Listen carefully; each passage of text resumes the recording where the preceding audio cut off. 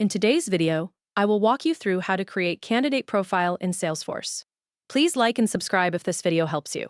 To begin, open Salesforce and move to the top right corner of the screen, where the Quick Settings option is located. Select Quick Settings, then continue by choosing Open Advanced Setup. Salesforce will then load the setup page, where profile settings, user configurations, and account management options can be accessed inside the platform. Once the setup page finishes loading, move to the left side menu and locate the Users section. Continue by expanding the Users menu so the available options become visible.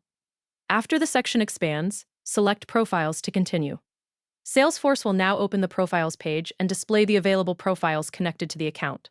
Take a moment to review the list shown on the screen. In the middle area of the page, locate the New button and select it to begin creating a new profile. After selecting New, Salesforce will open the Profile Creation page. This section allows you to create a new profile using an existing profile as the starting point. Move to the Profile Selection area and choose the profile you want to clone. In this example, the selected profile is Standard User. Once the existing profile has been selected, move to the Profile Name field. Enter the name you want to use for the new profile. In this example, the profile name entered is Candidate. Continue reviewing the visible fields on the page to confirm that the correct information has been entered before moving forward.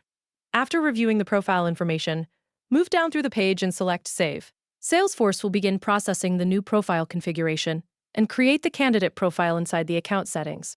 When the save process finishes, Salesforce will automatically open the settings page connected to the new candidate profile. On this page, you can review the available access settings and security permissions connected to the profile configuration.